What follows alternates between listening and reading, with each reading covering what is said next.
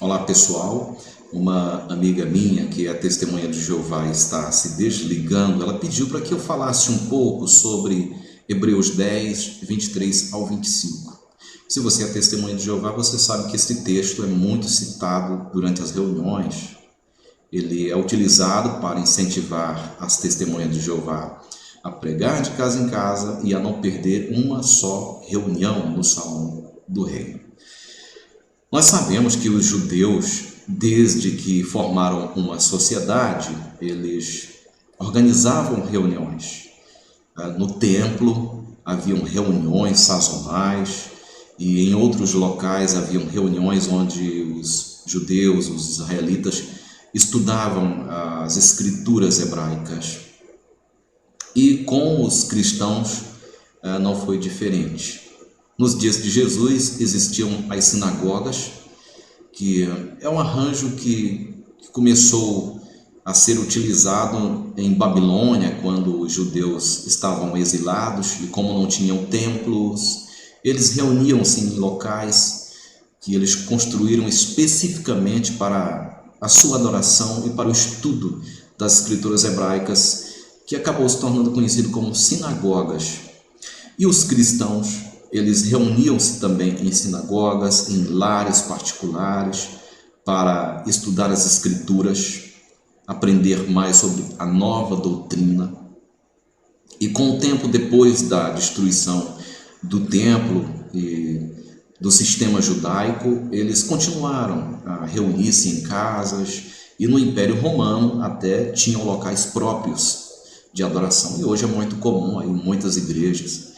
E as pessoas têm dias específicos para reuniões e adoram ali, estudam juntos em união. E algo muito bom, eu não sou contra de maneira nenhuma as pessoas irem às suas igrejas, juntar-se com seus irmãos na fé, para edificar-se espiritualmente, para estudarem juntos, para entoarem louvores juntos, para tomarem refeições em harmonia, em união. E é muito bom. Não é? Mas as seitas religiosas geralmente utilizam Hebreus no capítulo 10, versículos 23 em diante, para impor certas regras, certos dogmas legalistas, aos inocentes.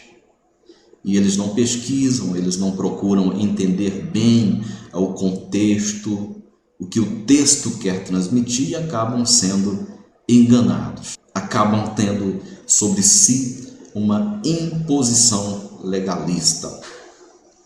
Teve um fato interessante, assim que eu deixei de ser testemunha de Jeová, que eu me dissociei, eu resolvi visitar algumas igrejas. Visitei a Assembleia de Deus, visitei a Igreja Batista, Presbiteriana, a Igreja Católica.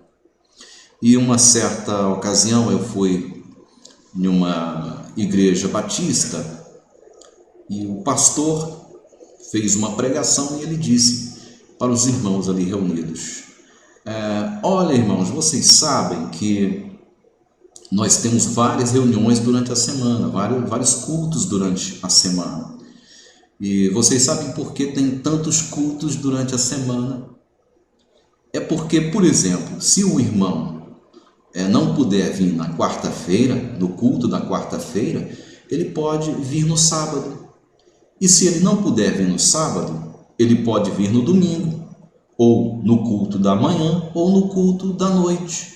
Mas às vezes o irmão quer vir na quarta, quer vir no sábado, quer vir no domingo de manhã e quer vir no domingo de noite. E ele pode. Mas as reuniões são várias durante a semana para que ninguém perca ou passe uma semana sem ter instrução, sem ter o companheirismo com os irmãos. Eu achei isso muito interessante, eu achei extraordinário, né? Porque quando eu era testemunha de Jeová, nós tínhamos que assistir várias reuniões durante a semana, não podíamos perder uma sequer.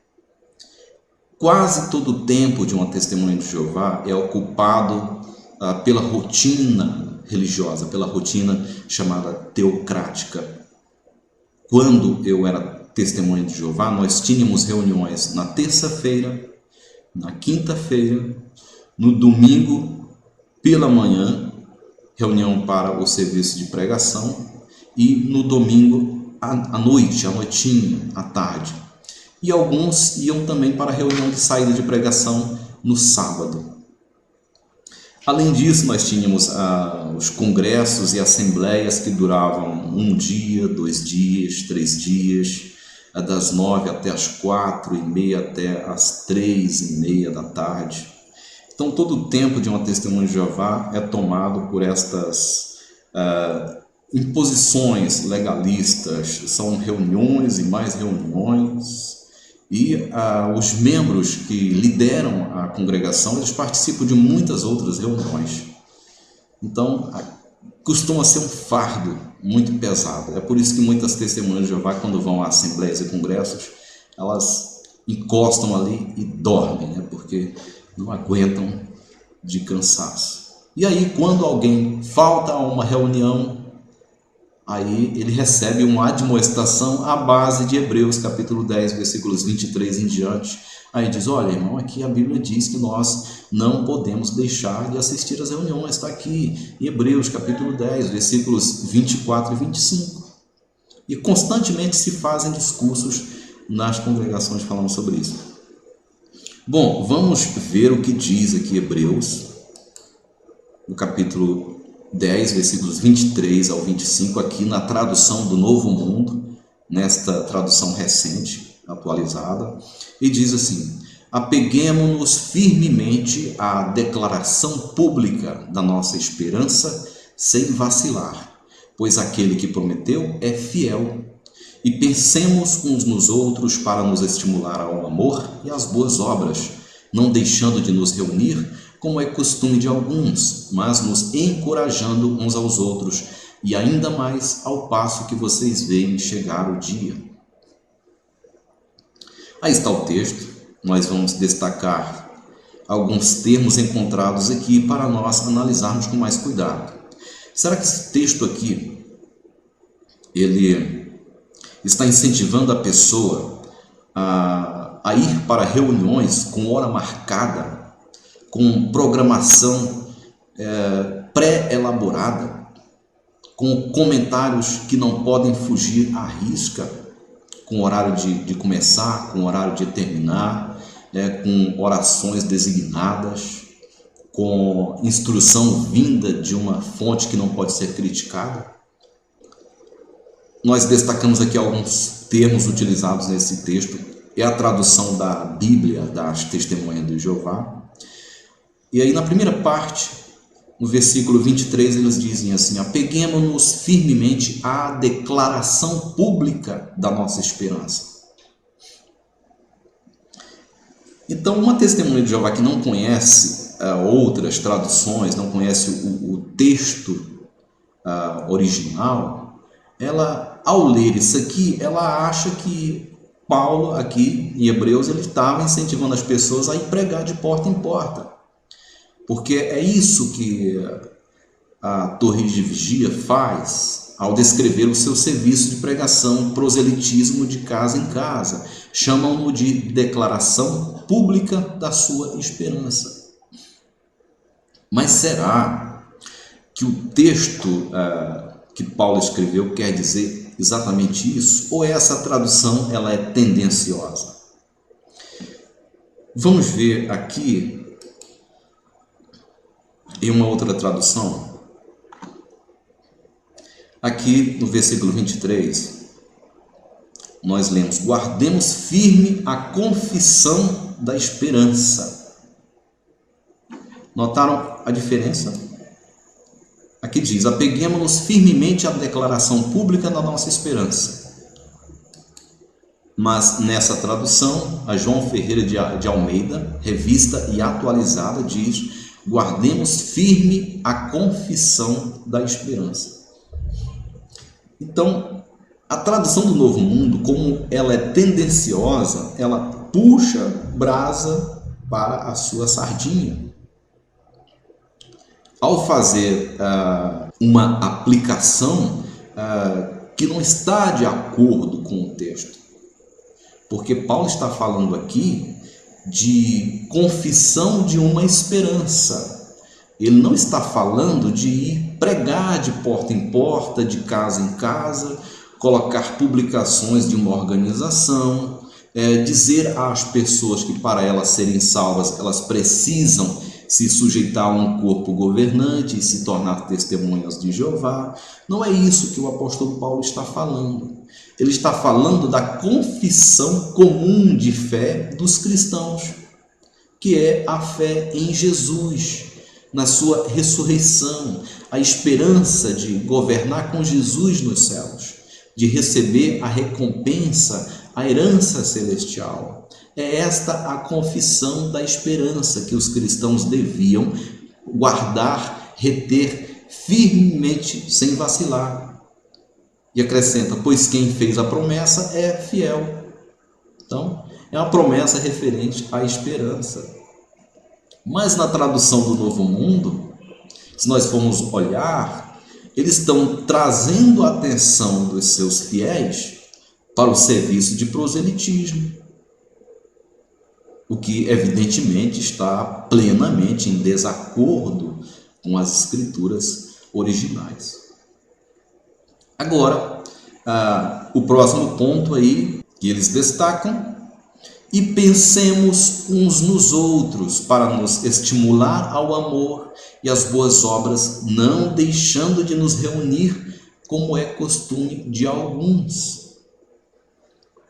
Então, quando nós lemos isto aqui, e geralmente quando este texto é lido de uma tribuna, de um salão do reino, ele é aplicado à assistência às reuniões congregacionais, a ir às assembleias, a ir aos congressos, a ir ao salão do reino, a ir às saídas de pregação de porta em porta. Mas o texto original, se for analisado, nos dá uma visão completamente diferente do que Paulo quis dizer. Vamos ver. Observe que Paulo diz aqui, consideremos-nos. Tá? Vamos ver o significado dessa palavra grega, considerarmos. Ele diz aqui que é considerar, perceber, dar total atenção. Então vamos ter isso em mente ao continuar lendo este texto aqui. Consideremos-nos também uns aos outros. Então o que ele quis dizer foi, demos total atenção uns aos outros. Para fazer o quê? Para nos estimularmos ao amor e às boas obras. O que ele está querendo dizer aqui? Vamos ver a palavra estimular.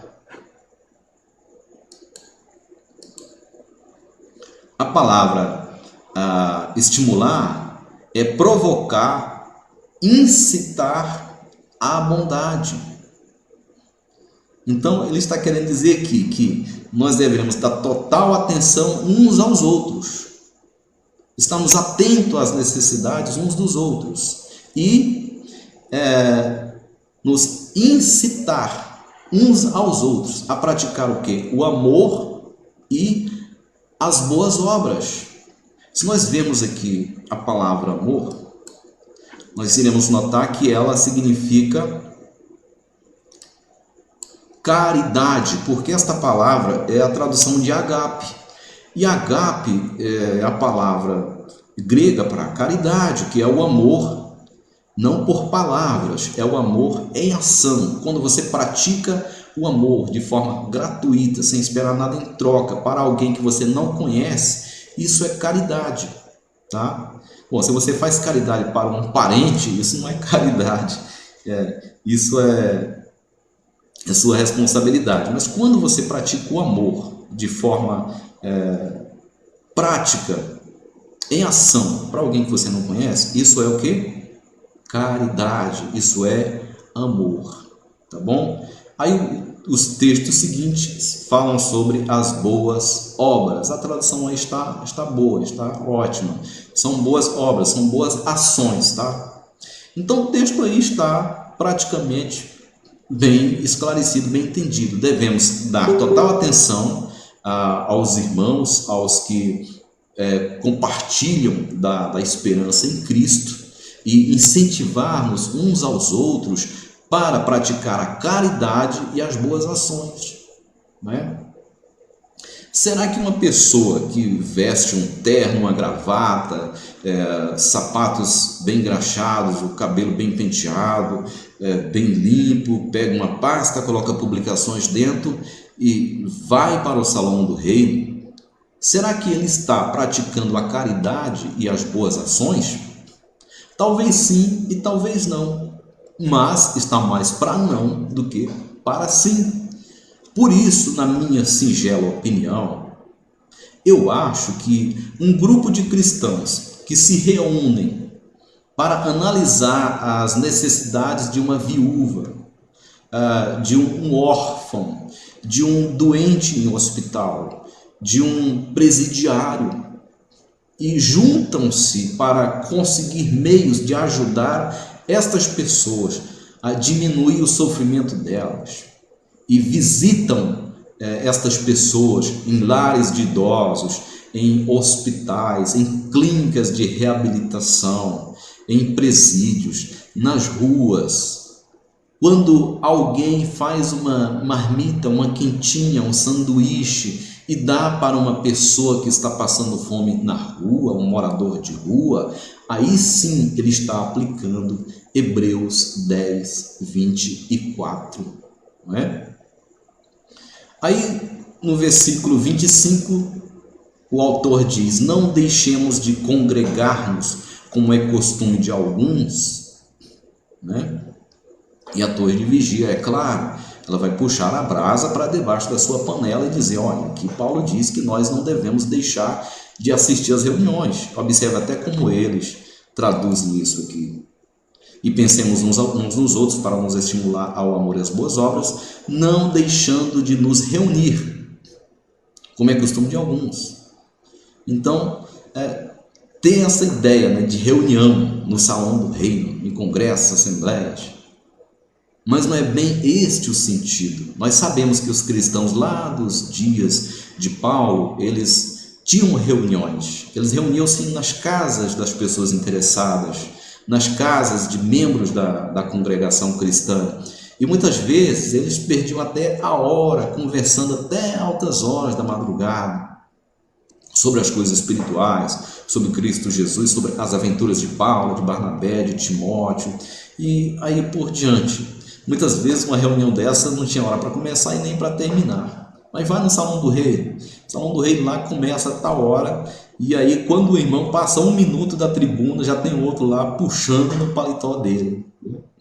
E aí quando chega o final da reunião, tem irmão olhando para o relógio, a irmã agoniada porque o marido, que não é cristão, está doido lá em casa, né?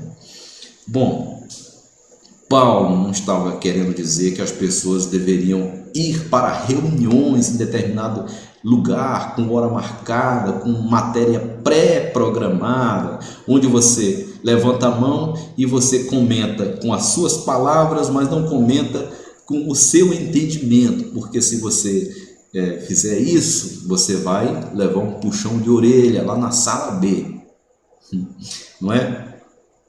Bom, o que Paulo estava querendo dizer é que os cristãos não deveriam se afastar uns dos outros, né? Quer como igreja, quer como famílias, deveriam estar sempre juntos, porque juntos nós somos mais fortes. Não é juntos lá no salão do reino, lá no prédio da igreja, é juntos como comunidade, como famílias. É porque é só assim que nós somos mais fortes, não é? Então, queridos irmãos, queridos amigos, se alguém está utilizando esse texto aí da Bíblia para empurrar em você reuniões maçantes dia após dia, dizendo que isso é bíblico, tá aí, amigo, entendeu? Aprendeu? Guarde esse vídeo como referência para você utilizar depois, mostre ele para alguém que está sendo pressionado a fazer exatamente isso, né? ok? As reuniões cristãs nas igrejas e em grupos são para nos edificar espiritualmente, para produzir momentos de companheirismo, de confraternização. E as reuniões devem nos animar, devem nos estimular, e não nos humilhar, não nos rebaixar, não cobrar mais do que nós podemos fazer. Muitas reuniões nos salões do reino das testemunhas de Jeová são utilizadas para cobrar dos irmãos mais horas, para cobrar dos irmãos que venham mais vezes para o salão do reino, para cobrar que eles coloquem mais revistas à sentinela, Despertai, livros e assim por diante. Ou talvez são utilizadas para anunciar que o irmão fulano ele foi desassociado, ele não é mais testemunha de Jeová, e que agora os irmãos não vão mais falar com ele, nem cumprimentá-lo quando o encontrarem pelas ruas. Então não vejo como uma reunião dessa possa servir de encorajamento para alguém. Pode até servir de encorajamento para as pessoas que não gostam dele, né? Mas é isso aí, eu não quero me demorar mais. Era isso que eu queria transmitir para vocês. Porque se você gostou, dá um joinha, compartilhe com as pessoas que você acha que vai se interessar por este assunto e, por favor, se inscreva no meu canal, ok? Um abraço e até o próximo vídeo.